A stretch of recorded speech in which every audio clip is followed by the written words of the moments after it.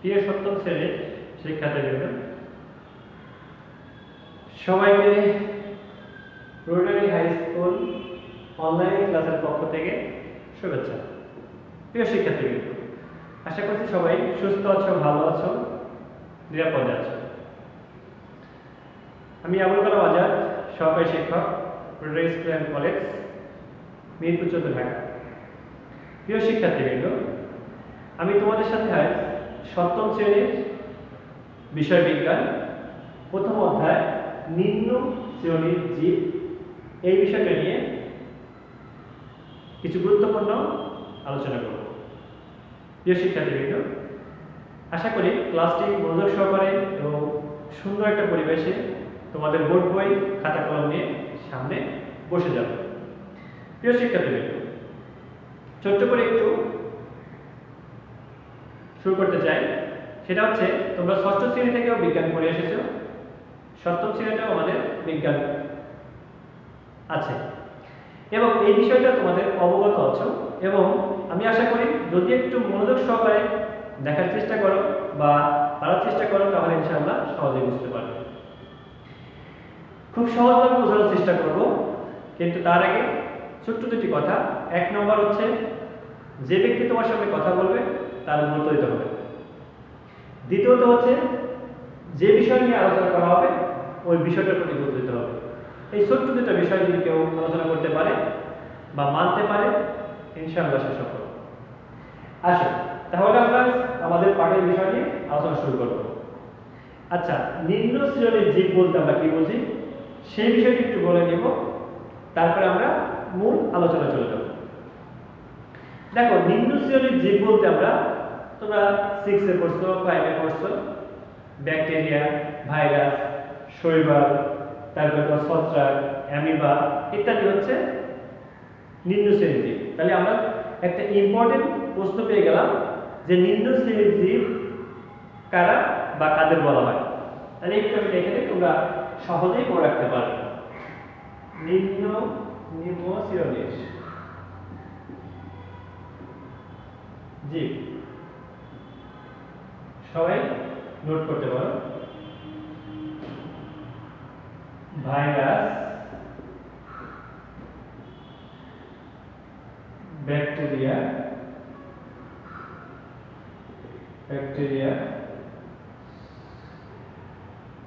ছত্রাক, শৈবাল, অ্যামিবা ইত্যাদি কে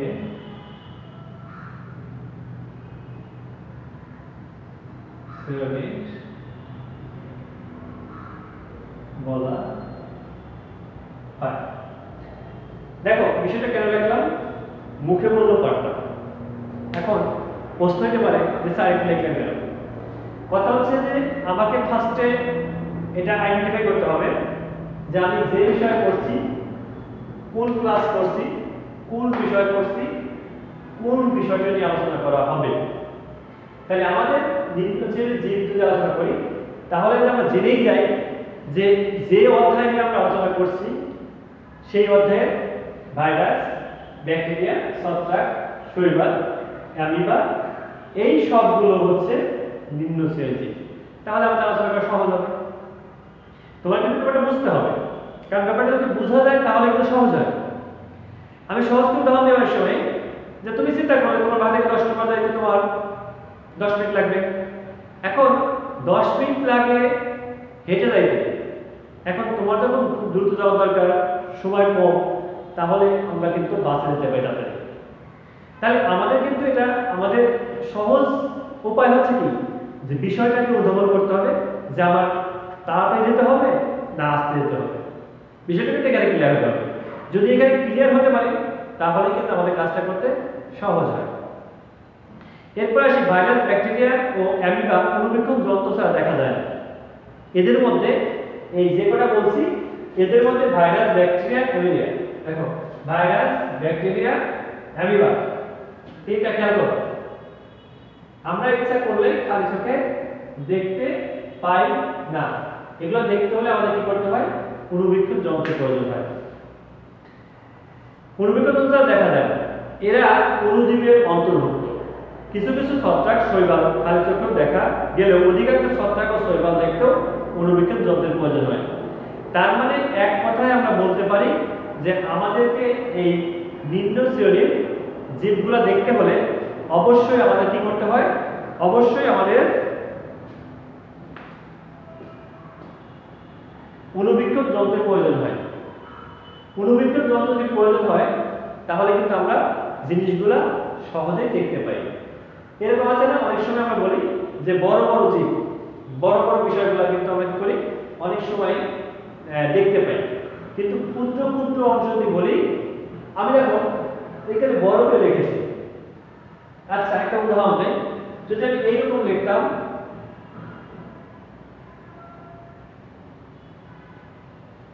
দেখো তুমি কিন্তু দেখতে পাচ্ছ না, আমি কিন্তু এইটাই লিখেছি, এই প্রথম অধ্যায়ে লিখেছি, প্রথম অধ্যায়ে কিন্তু এখানে লিখেছি, কিন্তু তুমি কিন্তু দেখতে পাচ্ছ। তার মানে কি হচ্ছে যে এটা দেখতে হলে কিন্তু আমার কোনো কিছু সাহায্য দরকার হচ্ছে। আচ্ছা এরপর আসি, এসব অণুজীব ও আদি জীব মানুষ, গৃহপালিত পশু পাখি ও উদ্ভিদের রোগ সৃষ্টি করে। এই যে জিনিসগুলোর নাম বললাম, এরা কি করে মানুষ, পশু পাখি, জীবজন্তু এদের বিভিন্ন রোগে আক্রান্ত করে এবং এই আক্রান্তের কারণে কিন্তু বড় ধরনের রোগে আক্রান্ত হতে হয়। তোমরা জানো যে আমরা যে মহামারীর মধ্যে আছি, যে করোনা ভাইরাস যে 2020 সাল থেকে শুরু হয়েছে, এটা কিন্তু প্রথম শুরু হয় চীনের একটা প্রদেশে এবং সেখানে কিন্তু একটা বাদুড়ের একটা পশু থেকে কিন্তু এই ভাইরাসটি কি হয় শনাক্ত হয় এবং বিভিন্নভাবে ছড়িয়ে পড়ে। দেখো তাহলে কিন্তু আমরা বুঝতে পারছি যে নিম্ন শ্রেণীর জীবগুলা কি এরা কি করে অন্য অন্য প্রাণীদের কিন্তু ক্ষতি করে। তাহলে এই পাঠ থেকে আমরা কি কি শিখবো? অণুজীবের বৈশিষ্ট্য, অণুজীবের শ্রেণীবিন্যাস, ভাইরাস ব্যাকটেরিয়া এর বৈশিষ্ট্য বর্ণনা ইত্যাদি বিষয় কিন্তু আমরা আলোচনা করতে পারি। তোমরা আমাদের পার্ট 1 ও 2 অণুজীব জগৎ কি এটা আমাদের জানতে হবে যে অণুজীব জগৎ কি। তাহলে আমাদের আমরা পার্ট বাই পার্ট করব। আমরা যখন স্কুলে পার্ট বাই পার্ট করতাম ওরকম করে কিন্তু আমরা করব, যাতে আমাদের আর ওইরকমই মনে হয় যে আমরা স্কুলে যখন ক্লাস করতাম বসে, যখন ক্লাস করতাম সেম ওইরকমই যেন মনে হয় পড়াগুলো। আমরা যেমন স্কুলে ধরে ধরে বই লিঙ্ক করতাম, ওকে আমরা এরকম করবো, তারপর প্রত্যেকটা পার্ট তোমাদের দিয়ে একটু অংশগ্রহণ করতাম, সেটা সম্ভব হচ্ছে না, কিন্তু এটা তো সম্ভব হবে, তোমাদের দিয়ে সম্ভব হবে না, কিন্তু আমরা কিন্তু ইচ্ছা করে সুন্দরকে যেভাবে পড়িয়ে বুঝিয়ে দিতাম, এখানে কিন্তু সেই কাজটা করতে পারবো। এরপরে তোমাদের পুস্তক তো সাইটটা বুঝি নাই, হ্যাঁ সে অপশন রয়েছে, তোমরা যদি ক্লাসটা নিয়মিত করো এবং তুমি যদি সরাসরি মোবাইলে যখন ক্লাস করো তুমি যদি বলো ক্লাস করো, তাহলে তুমি বুঝতে পারবে। ওই বিষয়টা আমাদের কমেন্ট বক্সে কমেন্ট করতে জানাতে পারবে যে স্যার আমি জিনিসটা বুঝি নাই, আমাকে একটু বুঝাই দেবে। তাহলে সহজেই কিন্তু আমরা কি করতে পারো বিষয়টা বোঝাতে পারবো। এরপরে আসি যে শ্রেণীবিন্যাস, আমরা যা আমাদের চারপাশে যা কিছু দেখি সবই জীব, সবই কি জীব, যেমন অনেক জীব দেখতে পাই, এছাড়াও পরিবেশের অনেক জীব রয়েছে যা আমরা খাই থেকে দেখতে পাই না। দেখো অনেক সময় আমরা অনেক কিছু দেখতে পাচ্ছি, অনেক কিছু দেখতে পাচ্ছি না, আবার অনেক কিছু অনুভব করি, অনেক কিছু অনুভব করি না। এরকম এদের নির্দিষ্ট কেন্দ্রযুক্ত সুগঠিত কোষ নেই, কি নেই? সুগঠিত কোষ নেই, কেন্দ্রিকা যুক্ত সুগঠিত কোষ নেই। তার মানে কি এরা অণুজীবের নামে পরিচিত, অন্য প্রাণীর নামে কিন্তু পরিচিত হচ্ছে না। আচ্ছা এইসব অণুজীব থেকে সৃষ্টির শুরুতে জীবের সূত্রপাত হয়েছে, তাই অণুজীবদেরকে আদি জীবও বলা হয়ে থাকে। তাহলে এর অণুজীবের আরেকটা নাম কি? আমরা কিন্তু আরেকটা নাম শিখে ফেললাম, সেটা হচ্ছে কি আদি জীব। তাহলে পার্ট বাই পার্ট আমাদের কিন্তু খেয়াল রাখতে হবে যে কোনটার পরে কোনটা চাল করাচ্ছে, কোনটার পরে কোনটা বোঝাচ্ছে, ভিডিওটা কিন্তু খেয়াল রাখতে হবে। এরপরে আমরা আসি যে অণুজীব, এই যে অণুজীব জগৎ আছে, এই অণুজীব জগৎকে আমরা তিনটি রাজ্যে ভাগ করেছি, রাজ্য 1, রাজ্য 2, রাজ্য 3। রাজ্য 1 এ আছে অ্যাকিরিওটা, রাজ্য 2 তে আছে প্রোক্যারিওটা, রাজ্য 3 এ আছে ইউক্যারিওটা। এখন রাজ্য 1 এ যে অ্যাকুরেটা আছে এটা কি কি কাজ করে, এর বৈশিষ্ট্য কি, এটা নিয়ে আলোচনা করব। 2 নম্বর আছে প্রোক্যারিওটা, সেটা কি কি কাজ করে এটা নিয়ে আলোচনা করব। 3 নম্বর আছে ইউক্যারিওটা, এটার বৈশিষ্ট্য কি কি, এটা নিয়ে আমরা আলোচনা করব। তার আগে আমরা চারটা লিখে নেব, তাহলে আমাদের সুবিধা হবে। তোমরা আমার সাথে সাথে প্র্যাকটিস করতে পারো, তাহলে পরীক্ষায় আসলে সহজেই কিন্তু আমরা লিখতে পারবো।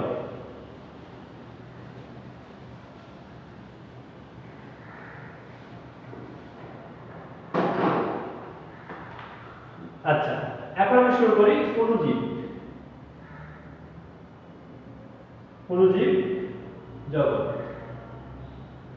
এটা আমাদের এখান থেকে আমাদের শুরু। এখান থেকে আমরা 3টা রাজ্য বের করব। একটু সুন্দর করে দেখো, এখানে হচ্ছে রাজ্য 1,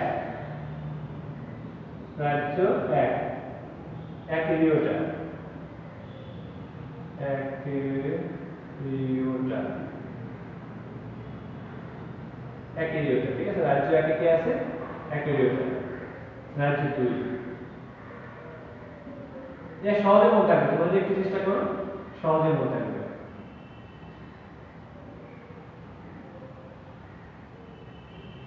প্রোক্যারিওটা,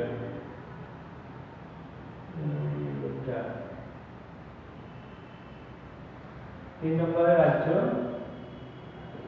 3 এ আছে ইউক্যারিওটা, রাজ্য 3 এ আছে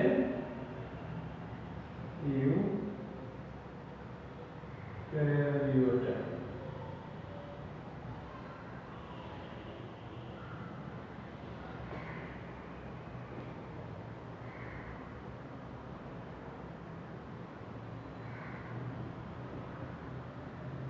দেখো, তাহলে আমরা 3টা জিনিস পেয়ে গেলাম, অণুজীবের 3টা অংশ পেয়ে গেলাম, রাজ্য 1, রাজ্য 2, রাজ্য 3। তাহলে রাজ্য 1 এ কি আছে আমরা একটু করে ফেলি, অ্যাকুরিওটা, রাজ্য 2 তে আছে প্রোক্যারিওটা, রাজ্য 3 এ আছে ইউক্যারিওটা। তাহলে যে শিক্ষার্থী কিন্তু তোমরা কিন্তু এইভাবে যদি পরীক্ষা আমাদের আসে, তাহলে কিন্তু আমরা কি করতে পারি, এইভাবে লিখতে পারি। এইভাবে লিখলে কিন্তু আমাদের কি হবে, দেখবা যে নাম্বারটা পাওয়া সহজ হবে। আচ্ছা, এখন সবাই একটু বই দিকে খেয়াল করি যে রাজ্য 1 এ কি কি আছে। এটা হচ্ছে এইসব অণুজীব এতই ছোট যে তারা সাধারণ আলো পূর্ণবীক্ষণ যন্ত্র নিচে দেখা যায় না, আলো পূর্ণবীক্ষণ যন্ত্র দেখতেই পাওয়া যায় না। এদের দেখতে ইলেকট্রনিক পূর্ণবীক্ষণ যন্ত্রের প্রয়োজন হয়, যেমন ভাইরাস। মানে এক কথায় আলো মাধ্যমে বা পূর্ণবীক্ষণ যন্ত্রের মাধ্যমে দেখা যায় না। এটা দেখতে হলে পরে, এটা দেখতে হলে 100% পার ইলেকট্রিক্যাল পূর্ণবীক্ষণ যন্ত্রের প্রয়োজন হয়। যেমন একটা উদাহরণ আছে, একটা রাজ্যে কি আছে, ভাইরাস। কি আছে? ভাইরাস। আচ্ছা, তাহলে আমরা বুঝতে পারলাম এটা নিয়ে কিন্তু আমরা আলোচনা আছে। দ্বিতীয়ত হচ্ছে যে যেসব পূর্ণবীক্ষণ কোষের কেন্দ্রিকা সুগঠিত নয়, তারা এই রাজ্যের সদস্য। কোন রাজ্যের সুগঠিত কেন্দ্রিকা নেই, সেটা হচ্ছে প্রোক্যারিওট রাজ্য।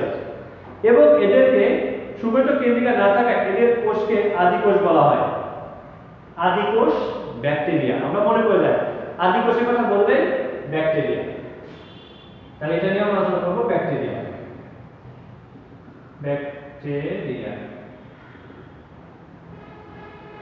আচ্ছা, এরপরে সেটা যে 3 ইউক্যারিওটায় যে যেসব অণুজীব কোষের কেন্দ্রিকা সুগঠিত তারাই প্রকৃত কোষের, তাদেরকেই প্রকৃত কোষ বলে।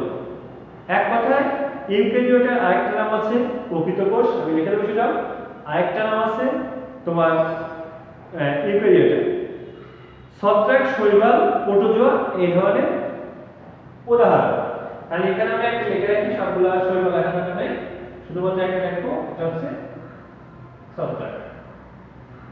এই জায়গায় এখন এটা হচ্ছে এর একটা নাম আছে, আরেকটা প্রকৃত কোষ। প্রকৃত কোষ আমরা এখানে ধাপ বাই ধাপ শিখবো। আচ্ছা, এটার একটা নাম হচ্ছে আদিকোষ। আদিকোষ ব্যাকটেরিয়া। এটার একটা নাম হচ্ছে কি, আদিকোষ। আদিকোষ। এর একটা নাম আছে, এটা হচ্ছে প্রকৃত অকোষীয়। অকোষীয় এটা হচ্ছে অকোষীয়। অকোষীয় তাহলে আমরা দেখো কতগুলো বিষয় কিন্তু আমাদের জানতে হবে, একটু খেয়াল করো, বোর্ডের দিকে একটু খেয়াল করে তাকাও, তাহলে কিন্তু সহজেই বুঝতে পারবে যে আমরা কি কি বিষয় নিয়ে কথা বলছি। আবার একটু বলি যে দ্বিতীয় শ্রেণীর জীবের মধ্যে আমাদের অণুজীব জগৎ গুরুত্বপূর্ণ একটা অংশ। এই গুরুত্বপূর্ণ একটা অংশের মধ্যে দেখো খেয়াল করো যে রাজ্য 1, রাজ্য 2, রাজ্য 3। এখন এই রাজ্যের মধ্যে আমাদের রাজ্য 1 আছে অ্যাকারিওটা বা অকোষীয়, যার মধ্যে বলা হচ্ছে ভাইরাস। রাজ্য 2 এ আসি প্রোক্যারিওটা বা আদিকোষ। প্রোক্যারিওটা বা আদিকোষ যা হচ্ছে কি ব্যাকটেরিয়া। এরপরে আমরা আসি রাজ্য 3 ইউক্যারিওটা বা প্রকৃত কোষ, ছত্রাক, শৈবাল বা প্রোটোজোয়া ইত্যাদি কিন্তু আমরা এই বিষয়ে বলতে পারি উদাহরণস্বরূপ। তাহলে আমি আশা করি প্রিয় শিক্ষার্থী তোমরা কিন্তু বিষয়টা বুঝতে পেরেছো যে আমি কি বোঝাতে চেয়েছি, কোন পার্টে কোন অংশ কোন জায়গায় আমার প্রয়োগ করতে হবে, কোন উদাহরণটা কোথায় লাগাতে হবে, সেটা কিন্তু আমি তোমাদের বোঝার চেষ্টা করেছি। এখন কথা হচ্ছে যে যখন তুমি একটা রাজ্যের বর্ণনা করবা তখন তোমার অবশ্যই খেয়াল রাখতে হবে যে আমার উদাহরণ দিতে হবে, কোন রাজ্যে কোনটা আছে সেই বিষয়টি তোমাকে উদাহরণ সহ বর্ণনা করতে হবে। এরপরে আসি ভাইরাস বা ব্যাকটেরিয়া পার্ট 3 ও 4। আমরা করলাম এখন 1, 2, এখন করব পার্ট 3 ও 4 ভাইরাস ব্যাকটেরিয়া। ভাইরাস এবং ব্যাকটেরিয়া, ভাইরাস, নিকেটস, ছত্রাক, ব্যাকটেরিয়া, শৈবাল, প্রোটোজোয়া ইত্যাদি বিভিন্ন ধরনের অণুজীব আমাদের পরিবেশে ছড়িয়ে ছিটিয়ে আছে। এরা অধিকাংশই আমাদের উপকার করে, তবে কিছু কিছু অণুজীব আছে যেগুলো আমাদের ক্ষতি করে থাকে, বিভিন্ন রোগ সৃষ্টিতে সহায়তা করে। তাহলে আমরা চলে আসি ভাইরাসে। ভাইরাস কি? তাহলে আমাদের পার্ট এটা আমাদের হয়ে গেল। এরপর আমরা চলে আসি পার্ট 3 এ।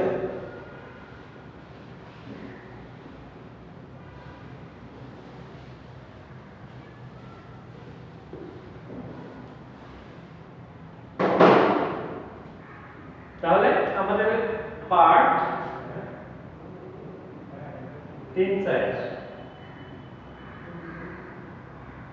ভাইরাস ও ব্যাকটেরিয়া, এই দুটো বিষয় নিয়ে আমাদের আলোচনা। তাহলে আমি কি বলছি যে ভাইরাস বিভিন্ন এই যে অণুজীবগুলো আছে এগুলো আমাদের কি করে উপকার করে থাকে। কিভাবে উপকার করে দেখবা তোমরা অনেক সময় বিভিন্ন জায়গায় দাওয়াত খেলে তোমরা দেখবা যে দাওয়াতের মধ্যে আমরা কিন্তু একটা জিনিস খাই, দই খাই। দইয়ের মধ্যে প্রচুর পরিমাণ ব্যাকটেরিয়া আছে যে ব্যাকটেরিয়াগুলো আমাদের উপকার করে থাকে। তাহলে আমরা বুঝতে পারলাম যে ব্যাকটেরিয়া, ভাইরাস, শৈবাল, অ্যামিবা প্রত্যেকটা অণুজীব আমাদের কি করে থাকে উপকার করে থাকে, এবং কিছু কিছু অণুজীব আছে যেগুলো কিন্তু আমাদের ক্ষতি করে থাকে। তার মানে আমাদের বুঝতে হবে যে কোন অণুজীবগুলো আমাদের ক্ষতি করে কোনগুলো আমাদের উপকার করে। তাহলে বিষয়টা কিন্তু ক্লিয়ার হতে পারবে। এখন আসি ভাইরাসটা আমাদের কিভাবে উপকার করে এবং ক্ষতি করে থাকে। ভাইরাস দেখো বিভিন্ন ধরনের ইলেকট্রনিক অনুবীক্ষণ যন্ত্র ছাড়া ভাইরাসকে দেখা যায়। কি বলছি যে এই ভাইরাসটাকে যদি আমরা দেখতে চাই তাহলে কিন্তু আমরা কোনো অনুবীক্ষণ যন্ত্র ছাড়া দেখা সম্ভব না। এখন কথাটা হচ্ছে যে এই যে ভাইরাস, যেমন আমরা যদি বলি আমাদের যেটা ঘটে যাচ্ছে যে করোনা ভাইরাস কিন্তু আমরা চোখে দেখতে পাই না, আমাকে দেখতে পাই, তোমরা যারা দেখতে পাই না, আমরা কিন্তু শুনে বলে কয়েকটা কিন্তু আমরা অনুধাবন করতে পারছি, এবং আমাদের বিভিন্ন পরীক্ষার মাধ্যমে বিভিন্ন অনুবীক্ষণ যন্ত্রের মাধ্যমে সেটাকে কি করতে পারি আমরা এখানে কিন্তু আমরা এটা জাস্টিফাই করে কিন্তু আমরা এটা শনাক্ত করতে পারি। তাহলে আমরা মূলত বলতে পারি যে আমাদের ভাইরাস বা ব্যাকটেরিয়া এই জাতীয় অণুজীবগুলো দেখতে হলে অবশ্যই আমাদের ইলেকট্রনিক অনুবীক্ষণ যন্ত্রের প্রয়োজন হয়, এবং আমাদের দেহের কোষ প্রাচীর বা সুগঠিত নিউক্লিয়াস বা সাইটোপ্লাজম ইত্যাদি কিছুই নেই কিন্তু। যেমন মানুষের কিন্তু অনেক কিছু আছে, কিন্তু এই নিম্ন শ্রেণীর যে জীবগুলো আছে এদের মধ্যে কিন্তু এগুলা সুগঠিতভাবে থাকে না, এবং সুগঠিত না থাকার কারণে কিন্তু তারা পরিপূর্ণভাবে কিন্তু কাজগুলো সঠিকভাবে করতে পারে না। এবং এরা কি করে অনেক সময় বিভিন্ন জীবের জন্য ক্ষতিকারক হয়ে কাজ করে থাকে, যেমন নিউক্লিক অ্যাসিড বা বিভিন্ন ধরনের জৈবিক পদার্থ বা তোমার আমিষের ক্ষতিকারক, মানে এক কথায় অনেক ধরনের উপকারের মধ্যেও কিছু ক্ষতি এদের মাধ্যমে হয়ে থাকে। তাহলে আমরা ভাইরাসটা বুঝতে পারলাম। ব্যাকটেরিয়াও একই রকম। ব্যাকটেরিয়া কিন্তু তোমার অনেক ধরনের হয়ে থাকে। ব্যাকটেরিয়া আমরা কয়েক ধরনের পেয়ে থাকি। তার মধ্যে আমরা ব্যাকটেরিয়ার মধ্যে দেখবা যে তোমার নিউক্লিয়যুক্ত অসবুজ এককোষী উদ্ভিদ থাকে। যেমন তোমার ব্যাকটেরিয়া যদি আমরা প্রকারভেদ বলি, যেমন কক্কাস, তারপরে তোমার ব্যাসিলাস, তারপরে কোমা, স্পাইডার, মানে আমাদের এই 3-4টা বা 5টা এর আমাদের কিন্তু বিভিন্ন ধরনের ব্যাকটেরিয়া আমরা দেখতে পাই, যেগুলো চিত্র সহ আমাদের বইয়ে উদাহরণ দেওয়া আছে। তাহলে প্রিয় শিক্ষার্থীরা, আমরা যে বিষয়গুলো নিয়ে আজকে আলোচনা করলাম, আমি আরেকবার রিপিট করে দিই। আমরা প্রথমে জীবজগৎ, অণুজগৎ, তারপর হচ্ছে ব্যাকটেরিয়া, ভাইরাস, শৈবাল, ছত্রাক, অ্যামিবা ইত্যাদি, এবং এই প্রাণীগুলো কোন কোন রাজ্যে বাস করে এবং কোন রাজ্যে, যেমন রাজ্য 1, রাজ্য 2, রাজ্য 3, এবং প্রত্যেকটা রাজ্যে অ্যাকিউরিওটা বা অকোষীয়, প্রোক্যারিওটা বা আদিকোষ বা অ্যাকিউরিওটা, ইউক্যারিওটা বা প্রকৃত কোষ। দেখো বিষয়টা কিন্তু আমাদের জন্য সহজ, কিন্তু আমরা কতটুকু অনুধাবন করতে পারি, কতটুকু নির্বিষয় করতে পারি, সেটা বোঝার বিষয়। আমি আশা করব যে বিষয়টা নিয়ে আলোচনা হলো ক্লাসের মধ্যে, তোমরা যদি আর একটু নিজে থেকে নিজেরা বইটা বের করে ছোট ছোট প্রশ্নগুলো শর্ট করে এবং সৃজনশীল পক্ষ তৈরি করে যদি তোমরা একটু পড়ো, আশা করি অনেক সুন্দরভাবে বুঝতে পারবে। কারণ দেখবা যে বিষয়গুলো আলোচনা করি, দেখবো অনেক সময় সুন্দর সুন্দর কিন্তু মুখস্থ হয়ে যায়, এবং আমি একটা বিষয় মিনিমাম 2বার 3বার বলেছি, তোমরা খেয়াল করেছো। আশা করব যে আমাদের পার্ট 1, 2, 3 এটা কিন্তু আমরা কমপ্লিট করেছি। তোমরা আশা করি তোমরা এটা কমপ্লিট করলে পরবর্তী ক্লাসে আমাদের আলোচনা শেষ করতে পারবে। আমি আশা করব নিয়মিত তোমরা বাসায় পড়াশোনা করবে এবং তোমাদের পড়াশোনা ঠিক রাখবে। প্রিয় অভিভাবক, আপনাদেরকে বলবো, যদি আপনাদের বাচ্চাদের নিয়মিত পড়াশোনা আপনারা একটু টেক কেয়ার করেন, আপনারা দেখাশোনা করেন, অবশ্যই আমরা ভালো করতে পারবো। সবাই মিলে ইনশাআল্লাহ আমরা আমাদের থিওরি কার্যক্রম অনলাইনের মাধ্যমে সম্পূর্ণ করতে পারবো। সবাই ভালো থাকো, সুস্থ থাকো। আগামী ক্লাসে ইনশাআল্লাহ নতুন কিছু তথ্য নিয়ে তোমার সামনে হাজির হবো। আল্লাহ হাফেজ।